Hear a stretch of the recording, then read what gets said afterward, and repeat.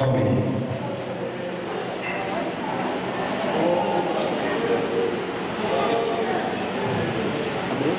Também quero saudar os irmãos com a paz do Senhor. Para mim é um motivo de bastante alegria por estar mais uma vez na casa do Senhor, por já fazer parte, membro dessa igreja.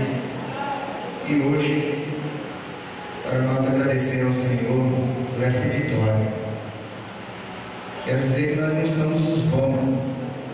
Bom é o Senhor Deus que esteve na frente dessa batalha. E quero dizer que grande parte deste povo de Marcelândia, grande parte teve de joelhos dobrados, intercedendo ao Senhor por nós. Eu quero agradecer à igreja, já quero agradecer aos pastores, pastor Severino, pastor João, pastor Dias, meu pastor Antônio, e os demais companheiros aqui que nós sempre temos lutado junto na igreja.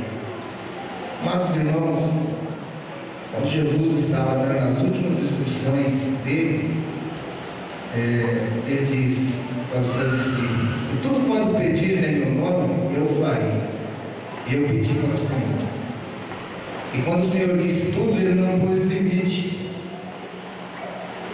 E lá em Salmo, capítulo 37, versículo 5, diz assim: entrega meu caminho ao Senhor, confia nele e tudo fará. Eu entreguei o meu caminho às mãos do Senhor.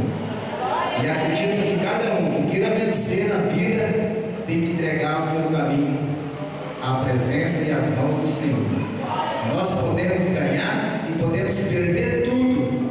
A única coisa que nós não podemos perder é o Senhor Jesus no nosso coração. É por Deus na frente. Nós ficar na retaguarda, mas o Senhor Jesus tem que estar na frente. Tudo quanto nós formos fazer, nós temos que deitar, levantar, caminhar, mas tudo na presença do Senhor Jesus. Com certeza nós vamos ser vitoriosos. Eu quero agradecer mais uma vez a toda a igreja que esteve empenhada, orando, pedindo, intercedendo ao Senhor, aos amigos, aos companheiros, aos pastores, mais uma vez, que Deus abençoe, por ter nos concedido este privilégio. O privilégio onde me trouxe a honra e a gratidão de trabalhar juntamente com a senhora Nova, sua esposa e seus filhos.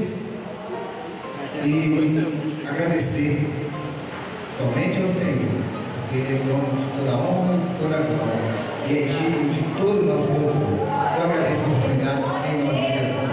Amém.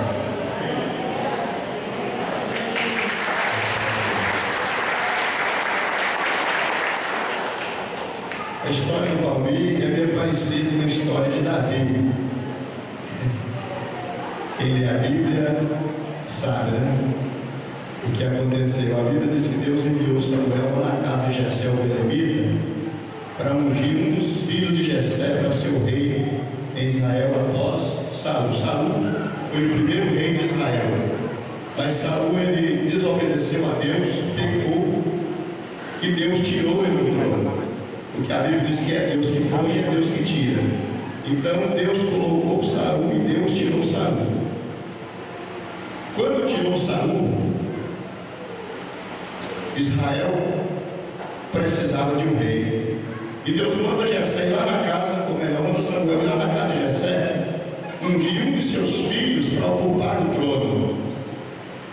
E a Bíblia diz que vai Samuel, os filhos de Jessé, o belemita, Samar, Iabe e os outros estavam em casa. E Davi estava lá no campo apacentando as ovelhas de Jessé, seu pai. Menino novo ainda, ele ainda era adolescente. E a Bíblia diz que o primeiro filho de Samuel, de Jessé, quando foi passando diante de Samuel,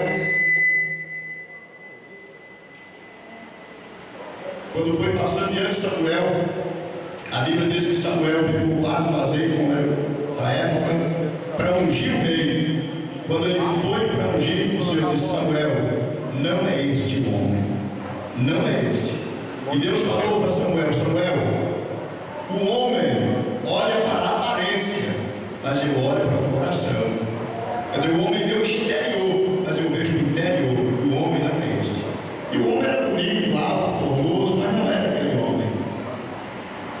Aí Samuel perguntou para Jessé, o belemita: mas acabou seus filhos, não tem mais? Aí Jessé responde: falta o menor. O menor está lá no campo apacentando as ovelhas. Aleluia. E Samuel disse para Jessé: então manda buscar depressa, porque não assentaremos em volta da mesa enquanto Davi não chegar aqui. Aleluia. Por que eu estou dizendo isso?